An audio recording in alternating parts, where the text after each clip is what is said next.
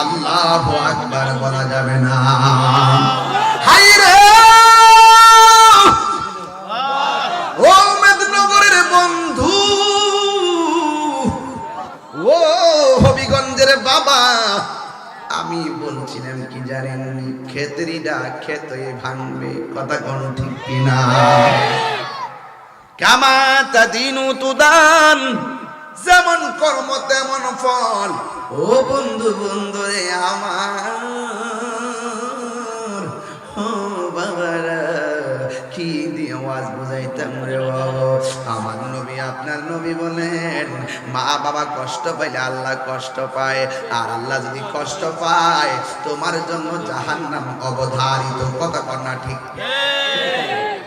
আমার যুবক ভাইয়েরা, কি ভাষায় ওয়াজ করব? আমি শুধু একটা কথাই বলে দিয়ে যাই, আজকের ওয়াজটাকে সাধারণ মনে করবেন না। আজকে থেকে নিয়ত করেন আমার ভাইটাকে আমি হাফেজ বানাবো।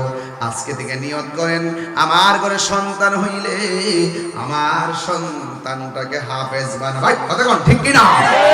এই জন্য মায়ের দোয়া সন্তান ওলি হয়, এই জন্য মাকে আগে ভালো হওয়া লাগবে। মা যদি ভালো হয় সন্তান আল্লাহর ওলি হয়ে যায়। এই জন্য আমার নবী আপনার নবী রহমাতুল লিল আলামিন বলছেন কি জানেননি? ও আবু হুরায়রা রে, ও আবু হুরায়রা, তোমার চেহারাটা মলিন কেন? আবু হুরায়রা বলে, ইয়া রাসূলুল্লাহ, ইয়া হাবিবাল্লাহ, আমার মা আমাকে মারছে।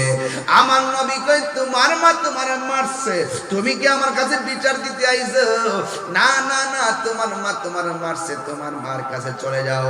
আমার নবী বলে, মা বাবা যদি মুশরিকাও হয়, মা বাবার সঙ্গে খারাপ ব্যবহার করা যাবে না। এবার আমার নবী দুইটা হাত বাড়ায় দিছে, আবু হুরায়রা একটা দৌড় মারছে। সাহাবীরা ডাক দিয়ে আবু বকর, সাহাবীরা ডাক দিয়ে আবু হুরায়রা, নবীর দুয়ার সঙ্গে আমিন না বইলা দৌড় মারলা কেন? আবু হুরায়রা বলেন, আজকে আমি দেখব আমি আগে দৌড়াইয়া বাড়িতে পৌঁছি নাকি আমার নবীর দোয়া, আমার মায়ের জন্য দোয়াটা আগে কবুল হয়। জোরে কি সুবহানাল্লাহ বলা যাবে না?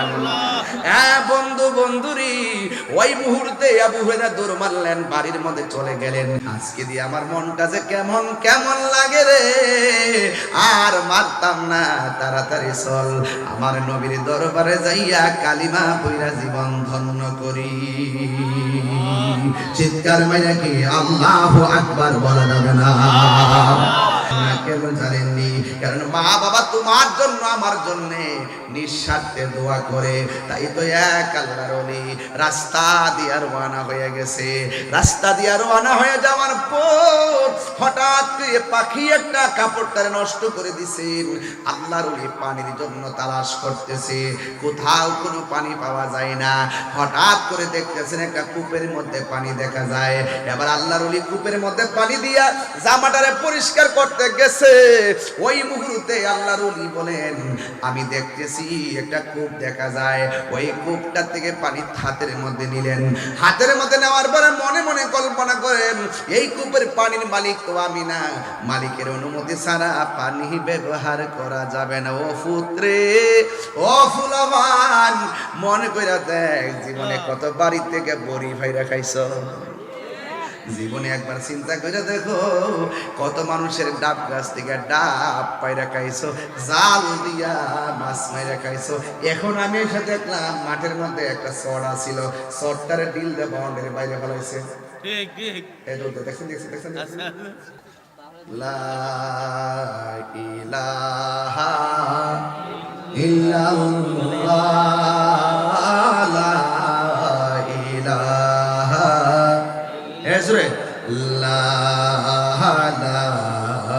ইলাহা ইল্লাল্লাহ, লা ইলাহা হাসবি রাব্বি জাল্লাল্লাহ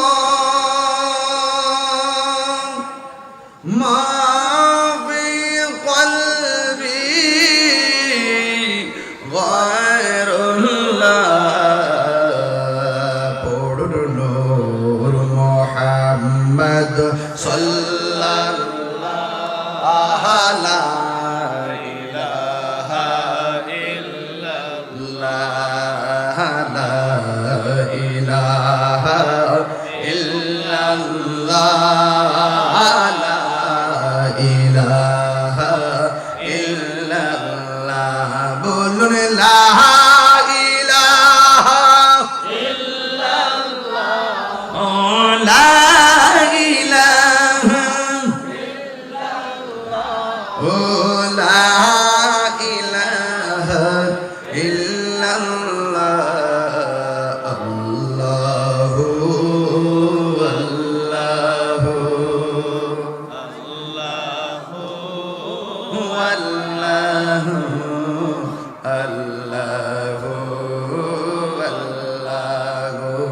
জবান খুলে কি আল্লাহু আকবার বলা যাবে না?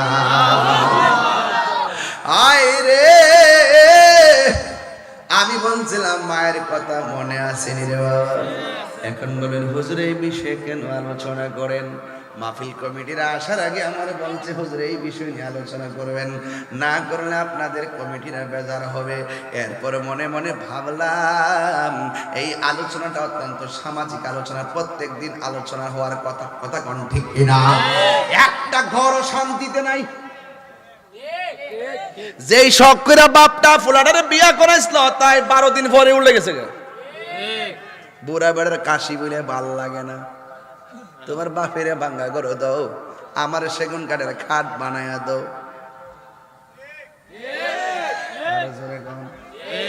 বাস্তব না মিথ্যা? বাস্তব না মিথ্যা?